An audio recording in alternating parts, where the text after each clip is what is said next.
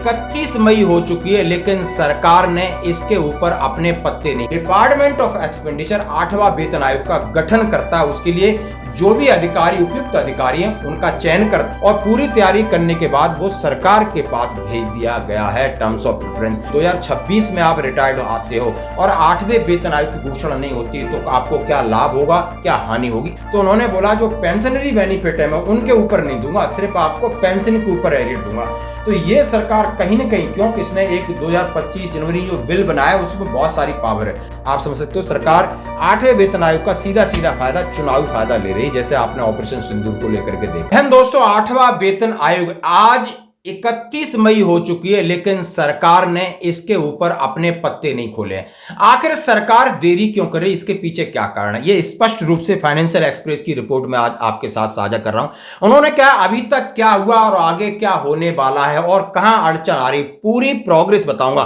Fitment factor क्या होगा या नहीं होगा वो बात की बात है, लेकिन जैसे दोस्तों आपको 16 जनवरी जिस उस दिन घोषणा होती है कि आपको 8वें वेतन आयोग की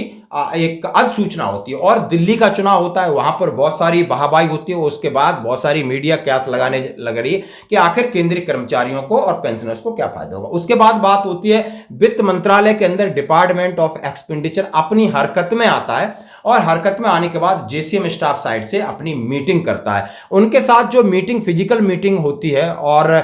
कॉन्फ्रेंस के जरिए उनसे सारी रिपोर्ट मांगी जाती है। तो इसके बाद डिपार्टमेंट ऑफ एक्सपेंडिचर 8वां वेतन आयोग का गठन करता है, उसके लिए जो भी अधिकारी उपयुक्त अधिकारी हैं उनका चयन करता है और एक 8वां वेतन आयोग, जैसे हम सेल बोल सकते हैं, और सारी अधिसूचना हर एक डिपार्टमेंट को, चाहे रक्षा विभाग हो उसमें, चाहे आर्मी है, एयरफोर्स है, नेवी है, रेलवे और दूसरे सिविल डिफेंस, सबको एक लेटर जारी करती है कि आप 15 अप्रैल तक अपनी रिपोर्ट हमारे को भेज दिए कि आपको आखिर क्या मिल रहा है और आपको क्या क्या चाहिए। वो रिपोर्ट आ जाती है, कंसोलिडेटेड एक डिमांड बनाई जाती है और फिर बात होती है टर्म्स ऑफ रेफरेंस पर, और टर्म्स ऑफ रेफरेंस का नेगोशिएशंस होता है और नेगोशिएशंस के बाद वो पूरी तैयारी कर लेती है और पूरी तैयारी करने के बाद वो सरकार के पास भेज दिया गया है टर्म्स ऑफ रेफरेंस। इस खबर को लेकर आगे यानी 31 मई हो चुकी है, लेकिन बाकी क्या है, बाकी है यानी आयोग की घोषणा और टर्म्स ऑफ रेफरेंस का फाइनल होकर के उनको हैंडओवर करना ताकि आगे की प्रक्रिया चलाई जा सके। तो इसी खबर को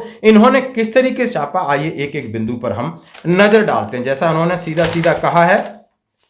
कि 8वें वेतन आयोग में देरी, क्रियान्वयन में देरी, तो क्या जनवरी 2026 या उसके बाद सेवानिवृत्त होने वाले सरकारी कर्मचारियों को लाभ से वंचित होना पड़ेगा। उन्होंने एक बड़ा सस्पेंस क्रिएट किया है, क्या यदि 2016 के बाद आप 2026 में आप रिटायर्ड आते हो और 8वें वेतन आयोग की घोषणा नहीं होती तो आपको क्या लाभ होगा, क्या हानि होगी, इसके बारे में भी इन्होंने जो डिटेल दिया हम भी बात करेंगे। हमारे सैनिक भाई हैं, यदि वो रिटायर्ड सपोज करो वो दिसंबर इसी साल में आते हैं और इस साल के बाद 2026 में आते हैं, 2027 में जाकर के 8वां वेतन आयोग लगभग घोषणा होगी, तो उसको कहां असर पड़ेगा और वो असर यानी वो असर आपको फायदा होगा या नुकसान होगा, इसके ऊपर भी बात करेंगे। तो पूरी खबर को देखते हैं। पहले मई महीना खत्म हो गया आज, लेकिन सरकार की डेडलाइन 1 जनवरी 2026 को लागू होने वाला 8वें वेतन आयोग के लिए सिर्फ और सिर्फ आप सकते हो 7 महीने, कुछ ही महीने बचे हैं। मौजूदा 7वें वेतन का कार्यकाल 31 दिसंबर 2025 को खत्म हो रहा है, यानी 7 महीने बचे, 31 दिसंबर को आपको 7वां वेतन आयोग जय हिंद हो जाएगा। अब उसके बाद कह रहे हैं कि 8वें वेतन आयोग पर अद्यतन जानकारी, केंद्र सरकार ने इसकी मंजूरी जनवरी में 8वें वेतन की आयोग की दी।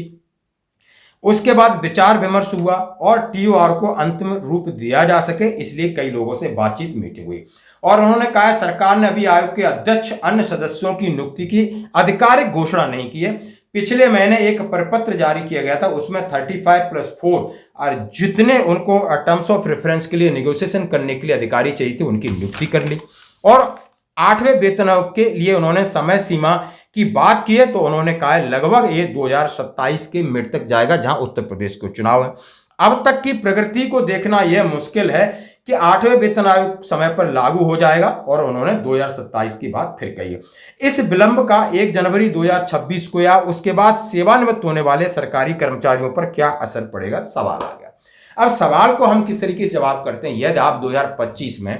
कलर सर्विस आओगे तो उसमें आपके हाथ में नहीं है, प्रीमेचर आप आओगे तो कहीं ना कहीं आपको घाटा होगा, कहीं ना कहीं घाटा होगा। घाटा क्या होगा, जैसा कि हम रिटायरमेंट आते हैं तो हमारे को मंथली पेंशन मिलती है, जो लास्ट आपका जो एफएसए निकलता है उसमें आपकी बेसिक कितनी है, और उस बेसिक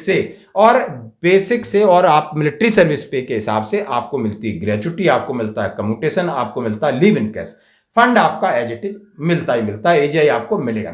तो दोस्तों यदि आप 2026 में प्रीमेचर आ जाते हो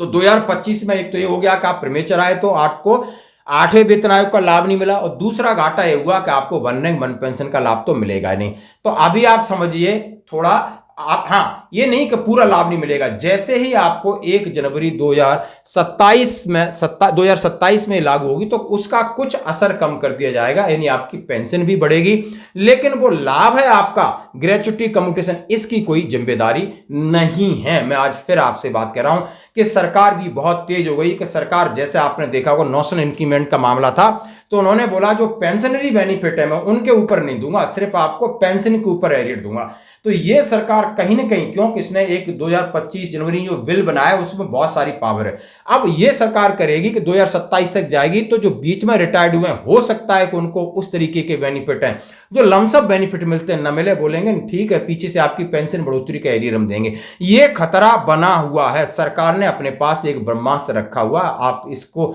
वो कभी भी इस्तेमाल कर सकते हैं। तो दोस्तों यदि आप प्रीमेचर जा रहे हो तो 2026 में कोशिश करिए जाने की, यदि आप कलर पेंशन है तो उसमें आपका कोई बस नहीं है, लेकिन आपको घाटा और फायदा आपको मैंने समझा दिया क्या होगा। लेकिन दोस्तों अब बाकी क्या रह गया है, इन्होंने कहा है कि मार्च 2025 सरकार ने आयोग के मसौदा संदर्भ शर्तों की समीक्षा के लिए रक्षा, गृह और कार्मिक जैसे कई प्रमुख मंत्रालयों को पत्र भेज दिया गया था। आयोग का आधिकारिक तौर पर अप्रैल 2025 तक गठन की उम्मीद थी, लेकिन अभी तक इसकी तैयारी नहीं हुई। लेकिन उन्होंने कहा है माननीय नरेंद्र मोदी की सरकार ने यानी लाखों पेंशन कर्मियों और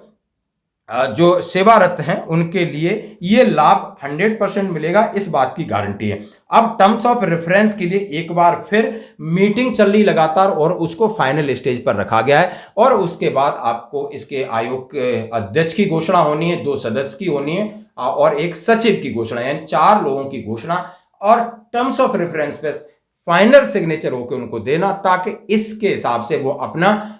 फील्ड वर्क करेंगे और अपनी रिपोर्ट सरकार को देंगे। फिर सरकार क्या इंप्लीमेंट करती है आप समझ सकते हो, सरकार की बैक कैलकुलेशन चलती है, सरकार के दिमाग में क्या है आप समझ सकते हो। सरकार 8वें वेतन आयोग का सीधा फायदा, चुनावी फायदा ले रही, जैसे आपने ऑपरेशन सिंदूर को लेकर के देखा है। तो उत्तर प्रदेश में चुनाव 2027 में, और लगभग अभी इस साल आपको बिहार में असेंबली चुनाव, लेकिन देखते हैं कि आगे कर्मचारियों को जो भी मिलेगा वो सरकार के हाथ में। लेकिन दोस्तों लगातार अपडेट, जो कि आज की करंट अपडेट है, मैं आपके साथ शेयर की।